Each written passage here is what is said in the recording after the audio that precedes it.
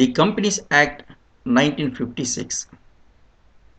We are going to understand a little bit more about the companies formed under Section 25. We were referring the companies formed under Section 25 and we had a glimpse about it. Now we want to go a little bit more to try to understand about the companies formed under Section 25.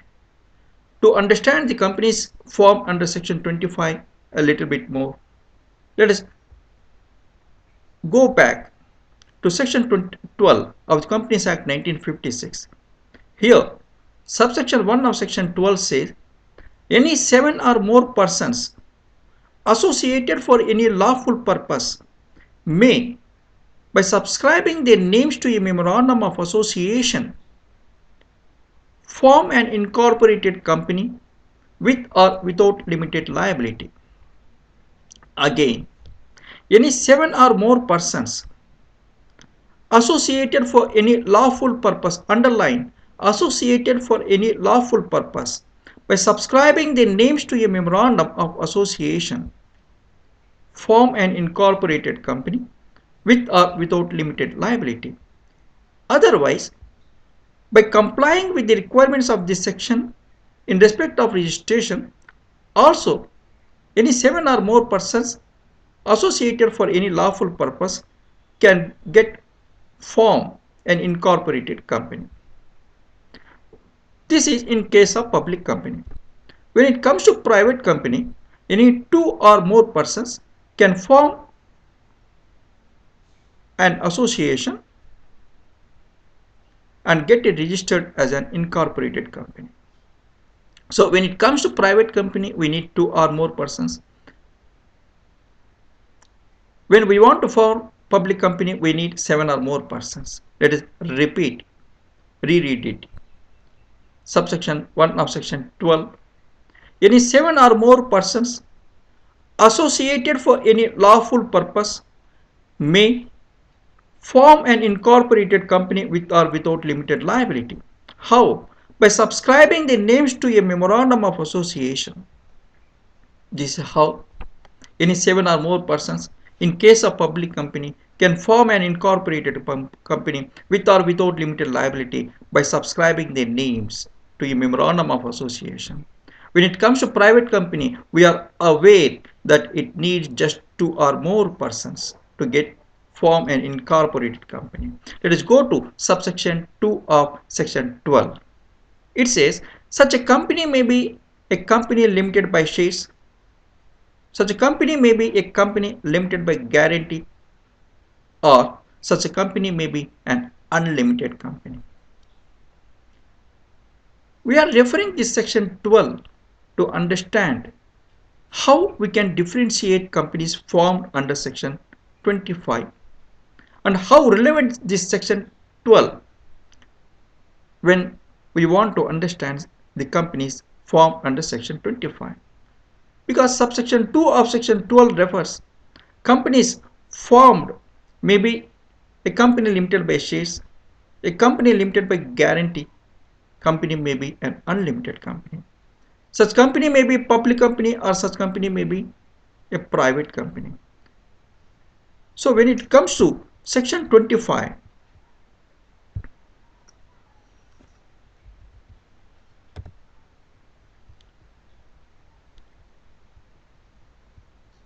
so which companies are allowed to form under Section 25? What do we need? How does the central government play its role here? Is it essential? The role of central government. When we were referring formation of the companies, we were not talking about the central government. When we come to Section 25, the companies formed under Section 25, we need to go to refer to central government and the license from central government. Let us try to understand what does it mean, a company formed under Section 25.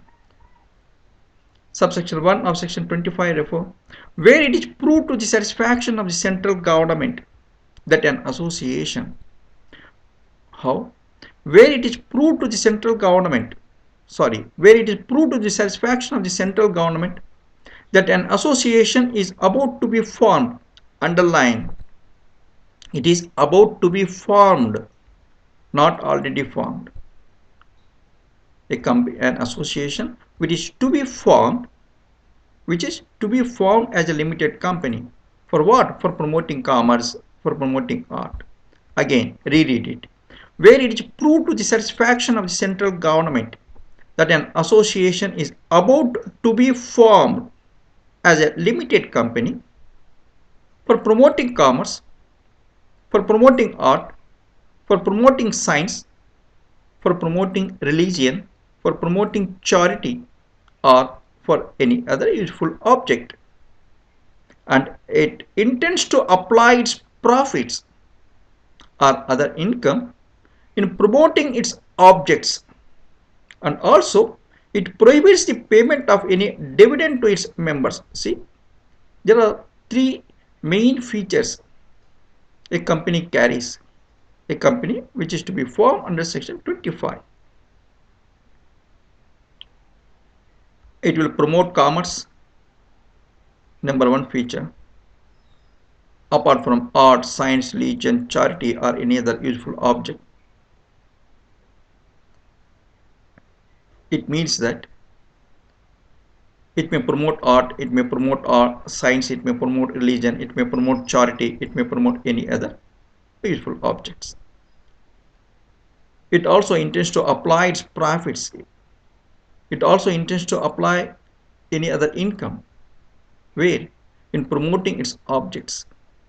And also it prohibits any payment of dividend to its members. In such a case, the central government may, by license, direct that the association, means that such an association may be registered as a company with limited liability. Underline, such a company may be registered as a with a limited liability without the addition to its name of the word limited or the words private limited. So if an association is going to be formed for promoting arts, for promoting science, for promoting commerce, for promoting religion, for promoting charity, or for promoting any other useful object, and it intends to apply its profits for promoting its objects, or it intends to apply its income in promoting its objects, and it also intends to prohibit any payment of dividend to its members. Such a company may be licensed by the central government to get registered as a company with limited liability without the addition to its name of the word limited or the word private limited. So let us go to subsection 2 of section 25.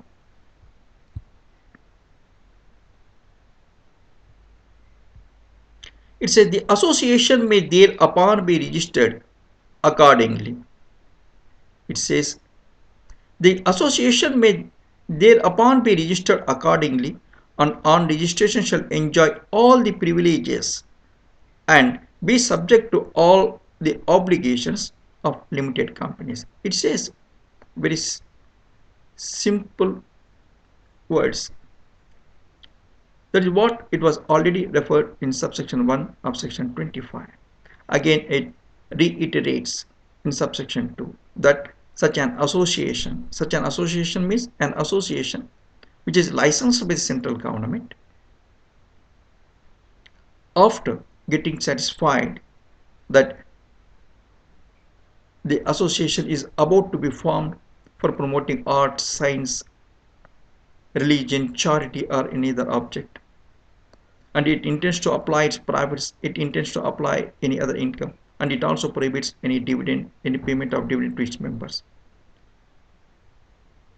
Such association shall be registered and shall enjoy all the privileges and be subject to all the obligations of limited companies.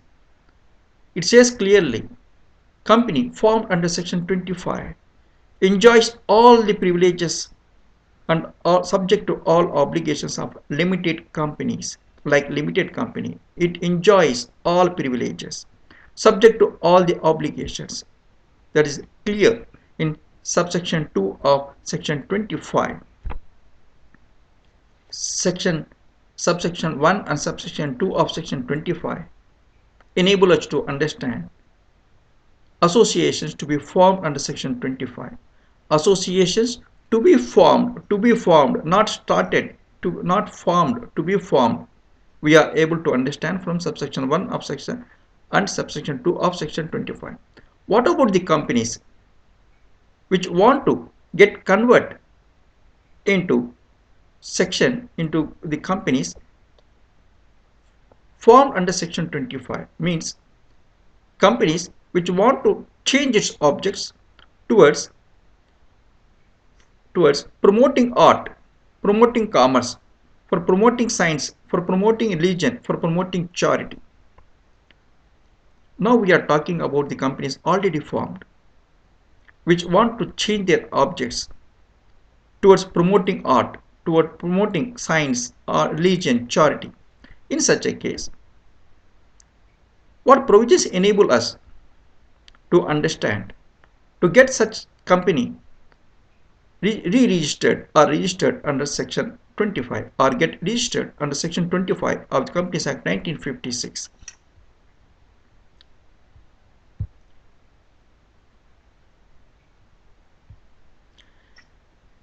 Section 3 of section 25, subsection 3 of section 25C, where it is proved to the satisfaction of the central government, underline, where it is proved to the satisfaction of the central government that the objects of a company, here existing company, that the objects of a company registered under this act, means already registered under this act as a limited company, are restricted to those specified in clause A of subsection 1.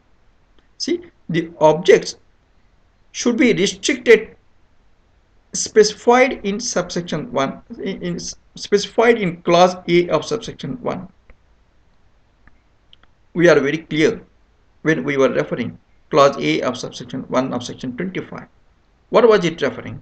It was a company formed as a limited company for promoting what? For promoting commerce, for promoting art, for promoting science, for promoting religion, for promoting charity, or for promoting any other useful object.